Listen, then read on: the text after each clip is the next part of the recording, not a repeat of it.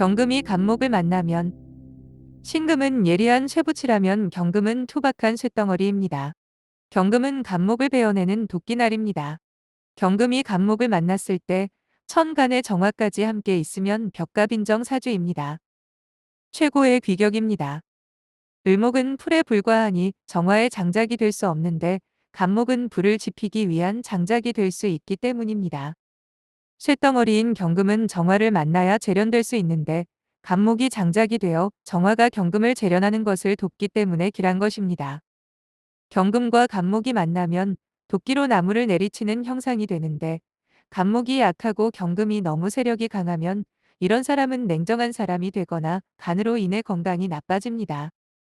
그러니 그럴 때 경금과 간목 옆에 수가 있으면 경금이 설기되어 수가 되고 수가 간목을 생하니 좋습니다.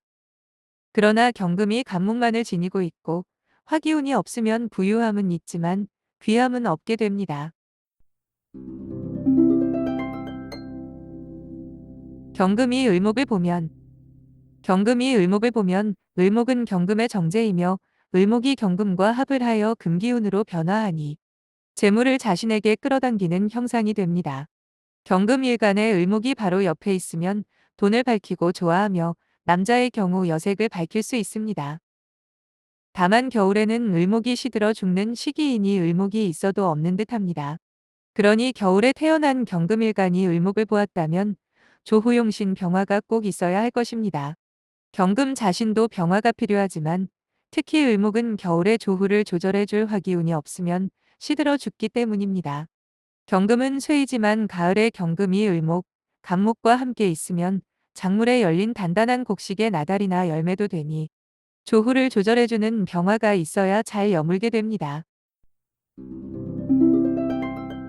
경금이 병화를 보면 금은 토에 깊숙이 파묻혀 세상의 빛을 보지 못하여 쓸모없어지는 것을 가장 두려워하는데 경금이 병화를 보면 밝은 빛이 광물의 원석인 경금을 비추어 그 위용을 드러내게 되니 위엄과 권위가 있습니다. 또 가을에 태어난 경금은 곡식의 나달로도 비유되니 병화가 있어야 잘 여물겠지요. 특히 경금은 쇳덩어리이기 때문에 차가운 성질을 갖고 있는데 겨울은 수기운까지 왕한 계절이기 때문에 겨울에 태어난 경금은 유난히 조후가 춥습니다. 그렇기 때문에 겨울에 태어난 경금일간에게 병화는 무척 소중합니다. 그러니 비구름 개수가 태양 병화를 가리지 말아야 합니다. 그러나 한 가지 주의할 점은 태양이 너무 강렬하면 바위가 건조한 날씨에 단단함을 유지하지 못하고 갈라지듯이 태양 병화가 너무 왕하면 경금에게 별로 좋지 않습니다. 만일 병화가 너무 왕해서 경금이 갈라질 지경에 이르면 도기운이 화를 설기하고 금을 생해 주어야 합니다.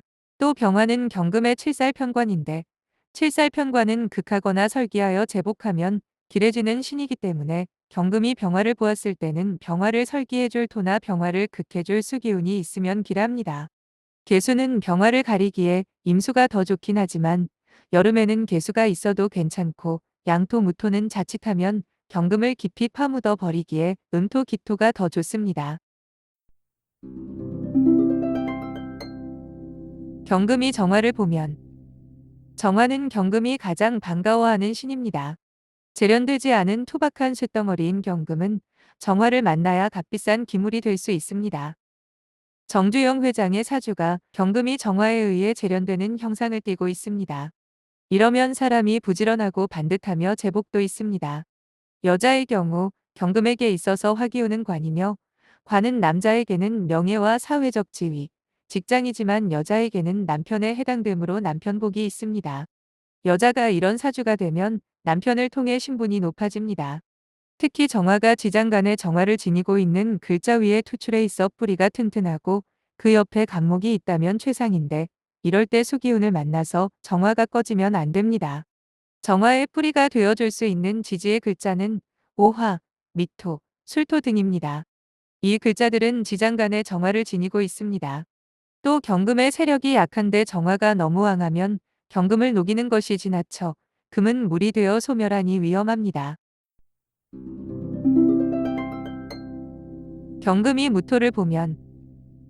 경금이 무토를 보면 철광산에 파묻힌 광석입니다. 금은 토에 파묻히는 것을 가장 두려워합니다. 경금이 무토를 보면 목 기운이 있어서 목극토를 해주어야 좋습니다. 특히 토가 여러 개가 있어서 왕하면 병이 되는데 그럴 때 목이 악신이 됩니다. 하지만 경금이 너무 신약할 때는 무토가 경금을 보호해 줄 수도 있습니다. 예를 들어 경금은 화기운을 만나는 것을 가장 좋아하는데 그렇다고 화가 너무 왕하면 그것도 병이 됩니다. 바위도 약간의 습기를 머금고 있어야 그 단단함을 유지하는데 너무 주변이 뜨겁고 건조하면 쪼개지고 갈라져 모래가 됩니다. 병화가 너무 왕하면 경금이 쪼개집니다. 그리고 정화가 너무 왕하면 경금을 지나치게 녹여 물이 되어 소멸하게 만듭니다. 그럴 때 무토나 기토가 있으면 강한 화기운을 설기해주면서 경금을 토생금 작용으로 보호합니다. 그리고 경금의 세력이 약한데 수가 왕하면 경금을 설기함이 지나쳐 경금이 힘을 잃습니다. 그럴 때도 토가 수를 극하고 경금을 생해주어야 합니다. 특히 무토는 수기운을 제압하는 능력이 기토보다 뛰어나니 경금 일간의 사주의 수가 너무 왕하면 무토가 꼭 필요합니다.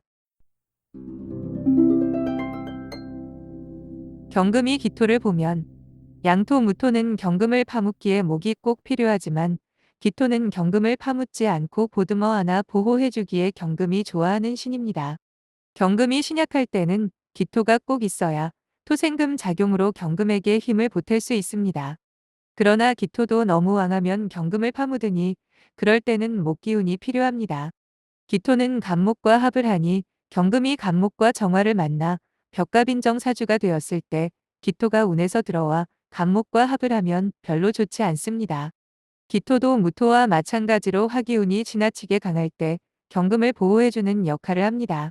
특히 척박하고 메마른 야생의 땅 무토는 화기운에 노출되면 금방 뜨거워지지만 항상 촉촉하게 젖어있는 인간들의 텃밭 기토는 화기운을 더 잘 흡수하여 설기합니다. 그러나 수기운이 지나쳐서 경금이 설기되어 힘을 잃을 때는 기토가 무토를 대신할 수 없습니다. 무토는 넘쳐 흐르는 물길을 가로막아 큰 물도 가두어 버리지만 기토는 큰 물을 만나면 진흙밭이 되고 말기 때문입니다.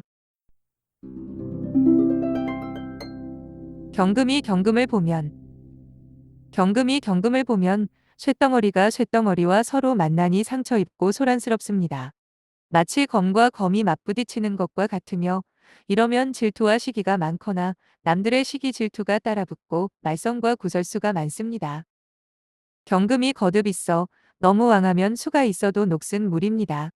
수가 경금을 설기할 수는 있겠으나 탁한 물이니 그다지 귀하지는 않겠습니다. 그리고 화기운이 있어도 화의 뿌리가 약하면 경금이 거듭 있을 때 경금을 녹여 재련하지 못하고 화가 식어버립니다. 경금이 신금을 보면 보석이나 재련된 금부치를 상징하는 신금은 쇳덩어리 경금을 만나면 상처 입어 보석으로서의 가치를 잃게 됩니다. 다이아몬드에 기스가 생기면 가치를 잃는 것과 같습니다. 그러니 경금일간이 신금을 바로 옆에 보면 나 자신으로 인해 주변인들이 속 시끄러워지는 경향이 있습니다. 그러나 신금은 보석이라 자신을 맑게 씻어주는 임수와 반짝이도록 빛을 비추어주는 병화를 좋아합니다. 만일 경금과 신금 사이에 임수가 있으면 경금이 임수를 생하고 신금은 그 임수의 몸을 씻어 맑아지니 기랍니다. 경금이 임수를 보면 경금이 해야 할 역할은 두 가지입니다. 불을 만나 재련되어 기물이 되거나 물을 생하여 생명체가 살아갈 수 있도록 돕는 것입니다. 산에서 물이 만들어지는 것은 산의 바위들의 이슬이 맺혀 그 이슬들이 모여 물길을 만들기 때문입니다. 경금이 불을 만나도 길하고 물을 만나도 길한데 특히 금기운이 권세를 잡는 계절인 가을에 임수를 만나면 그 완고함이 설기되어 현달하게 됩니다. 이것을 금수쌍첨이라고 합니다. 완고하기만 한 사람이 정신적으로 수행을 쌓으면 지식과 지혜를 얻어 그 완고함이 수그러지고 유해지며 현달하게 됩니다. 물은 지혜를 상징하기도 하는 오행인데 가장 완고한 오행인 금기운을 유하게 만드는 힘이 있습니다. 특히 경금이 임수를 만났을 때 그 옆에 경금의 재물 목기운까지 있으면 경금이 임수를 생하고 그 임수가 재물인 목기운을 생해주니 참 길한 사주가 됩니다. 그러나 임수가 너무 왕해도 경금이 설기되는 것이 너무 지나쳐 경금이 힘을 잃으니 불길합니다. 그럴 때는 무토가 수기운을 극해 주어야 합니다. 그러나 경금이 수를 만났다고 해도 화기운이 없으면 학식과 재주는 있으나 권세는 없는 선비가 되기 쉽습니다. 정화는 임수와 합을 하고 수에 의해 꺼지기도 하니 가을에 완고한 경금이 뿌리가 튼튼한 임수를 만나 설기된다면 병화도 하나쯤 있어 주어야 완벽하다고 할 수 있습니다.